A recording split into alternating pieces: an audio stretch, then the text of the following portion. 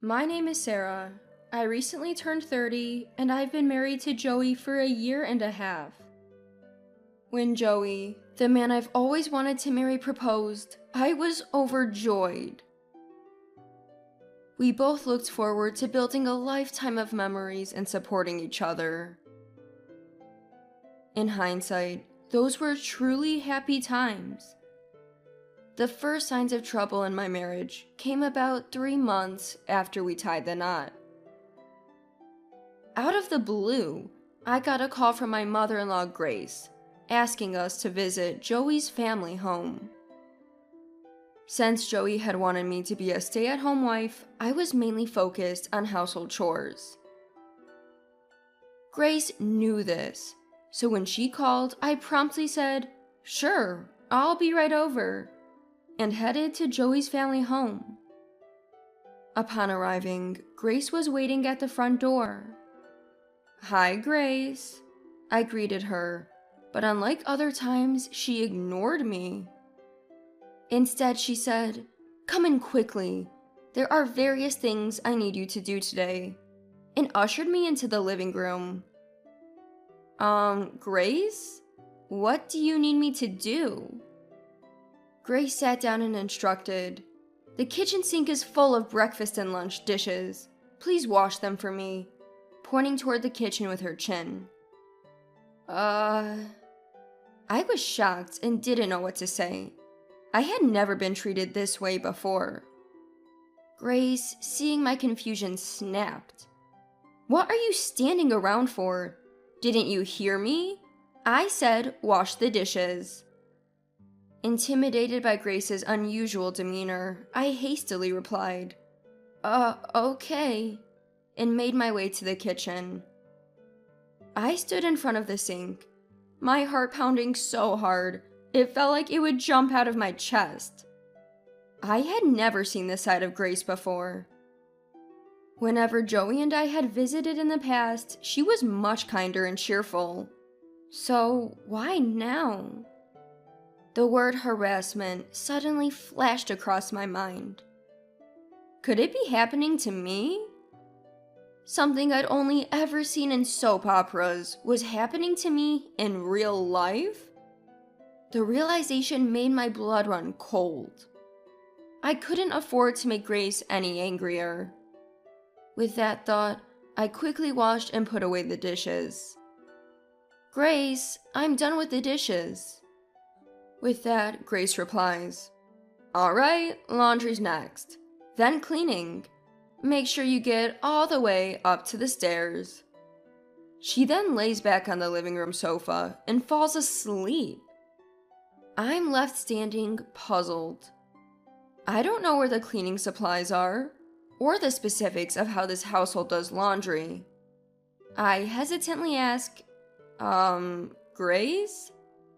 She snaps, "Oh, for heaven's sake! I just told you what to do. You're my son's wife. Can't you handle this? My own daughter, who's younger than you, can do all this perfectly." She then falls back asleep. I'm stunned and stand frozen. Why am I being compared to my sister-in-law, Lily? Annoyed, I decide to just go ahead and do the cleaning and laundry. Apparently, my way wasn't to her liking. I had to redo the laundry and cleaning. Throughout, Grace would say things like, "If it were Lily, she would have gotten it right. Why can't you? You're unfit to be Joey's wife if you can't even manage household chores. How embarrassing." She keeps complaining. At that moment, it hits me why Grace has suddenly become so harsh. She's comparing me to her perfect daughter, Lily, and can't stand it. Lily is Joey's sister and my sister-in-law. She got married before us and lives with her in-laws, so we hardly ever see her. My impression of her from our wedding was that she's outgoing and easy to talk to. I can't say for sure since we haven't had a deep conversation about it, but both Grace and William, my father-in-law, seem pretty lenient with Lily. Even at our wedding, my father-in-law William said, "Look how cute Lily is in her party dress. She's stealing the spotlight from the bride." Grace agreed, and Lily said, "Hey, that's rude to Sarah." Joey and I laughed it off, but it did hurt a bit. And so, ever since Grace and William started comparing me to Lily, my impression of her has been getting worse and worse. 3 months into our marriage, I consulted Joey about the first instance of Grace's harassment. I told him, "Hey, I went to your parents' house today because Grace called me. I did the chores, but she kept comparing me to Lily and complaining. Can you say something to her?" Joey replied, "That doesn't sound like Mom. But okay, I'll talk to her." I was a bit irked by his tone, but hoped he'd handle it. Unfortunately, it only made Grace more severe with me, calling me over more often. Every time I'd be tasked with chores and even major shopping. At first, Joey would say, "All right, I'll tell Mom." But as time passed, he'd say, "Again? Maybe you're just too sensitive." Eventually, whenever I'd bring up Grace, he'd sigh and say, "Oh, look, maybe Mom's just looking out for you. Why not take it a little more seriously?" Can you believe it? We've only been married for about a year, and he's already taking his mom's side over me? I felt a sudden emptiness wash over me. Anger, sadness. I had moved past all those feelings and entered a state of utter indifference. Ever since then, when I visited Joey's parents' house with him, Grace started ordering me around like it was a given. Whether it was because she now believed Joey was on her side, she didn't hesitate to delegate all the household chores to me. Meanwhile, William, Grace, and Joey would all be having tea in the living room. Whenever we ran out of snacks, Grace would snark, "Sarah, you're so inconsiderate. If you see it running low, bring some more." Even Joey chimed in, "Sarah, more tea please, and make it stronger this time." He had started treating me just like Grace did. William wasn't any better, treating me like a servant. "Sarah, we're out of cigarettes. Go get some," he'd command. I wanted to scream, "Buy your own darn cigarettes. Joey, Grace, make your own tea and snacks." But what could I do? I was alone, and changing my situation seemed impossible. Fast forward a year and a half into our marriage. I was once again at Joey's family home. These days, Grace would call me over on Joey's days off, and both of us were obligated to go. At this point, I was pregnant and had just entered my 3rd trimester. I felt less than stellar, and honestly, I didn't want to be at Joey's family home at all. After learning about the pregnancy, Grace seemed more enthusiastic, declaring, "I have so many things to teach you as a mother-to-be." But in reality, she just had me doing housework for them, with neither Joey nor William lifting a finger to help. Doing as Grace ordered, I felt periodic stomach cramps and discomfort, even cold sweat. Standing was becoming a struggle. Despite this, Grace said, "Lily did housework even when she was pregnant, you know? You're slacking off a bit, don't you think?" Sure, my morning sickness might not have been severe, only some nausea and fatigue. But now, in my 3rd trimester, I felt weighed down, struggling just to stand. Hours later, while I was preparing dinner in the kitchen, a sharp pain suddenly hit my stomach, and I crouched down. At that moment, the front door opened. "We're home!" echoed a loud voice. From the living room, I heard Joey and William asking, "Ah, you're back. Where's Mom?" It was clear that Lily had returned. Footsteps started to approach. "Mom, what's for dinner today?" Lily walked into the kitchen and was startled to see me hunched over in pain. "What's going on, Sarah? Are you okay?" She hurried over to me. "Sorry, my stomach's hurting a bit." Hearing this, Lily looked at my belly and asked awkwardly, "Sarah, could you be pregnant?" "Didn't Joey tell you? I'm already 8 months along." I thought Joey had informed Lily since he told me he would when I entered my stable trimester. Suddenly, Lily started trembling. Her face turned bright red and she stormed out of the kitchen. "Mom, where are you?" Lily called out for Grace with a loud voice. Grace, likely having been napping upstairs, came down nonchalantly. "Oh, Lily, welcome back. I've missed you." As Grace tried to hug her, Lily pushed her away. "What? Lily?" Confused, Grace got a cold response. "Why is Sarah cooking alone, Mom? Especially when she's so visibly pregnant." Grace suddenly realized Lily wasn't on her side. Her face turned pale. "Well, Sarah insisted on doing it."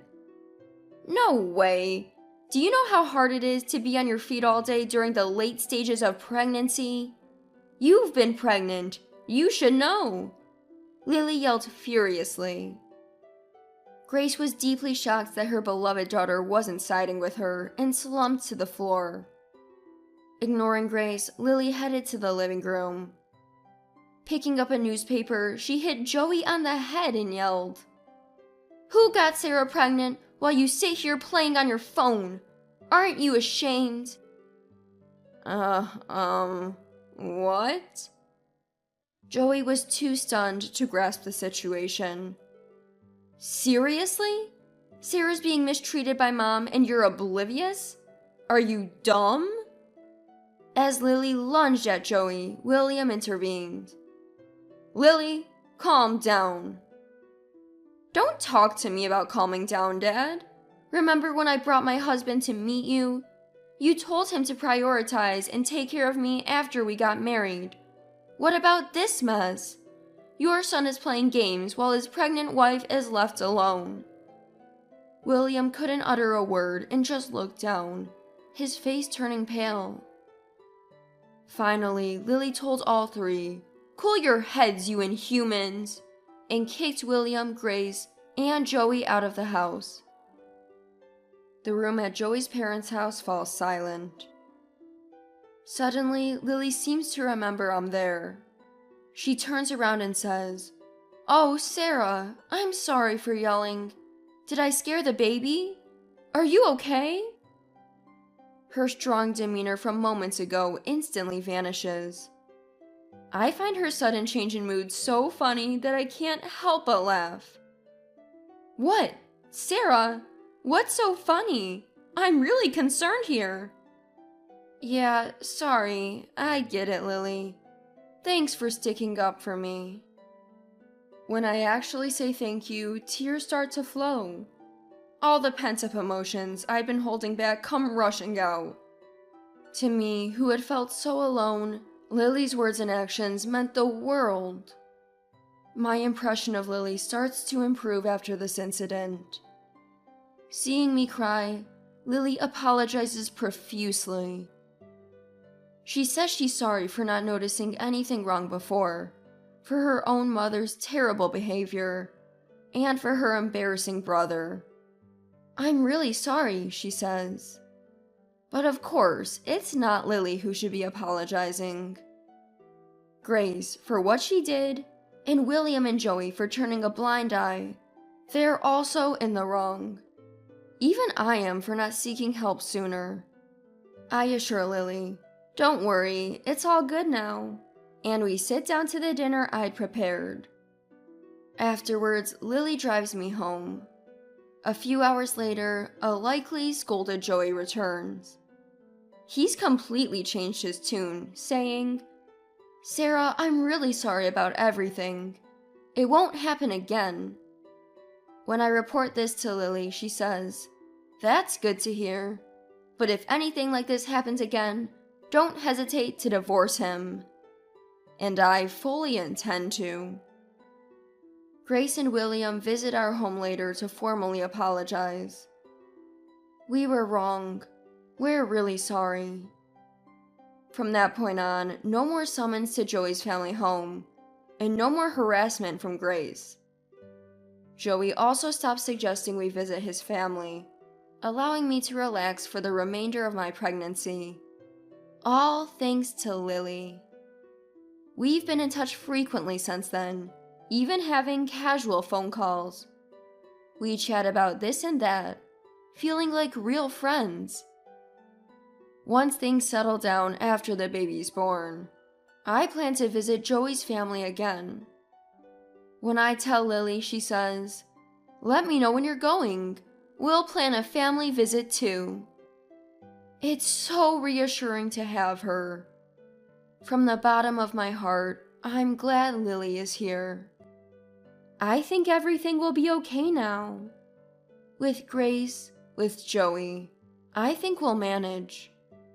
And I owe this newfound confidence to Lily. If Lily ever needs help, I want to be the one to assist her. That's how I go through each day now.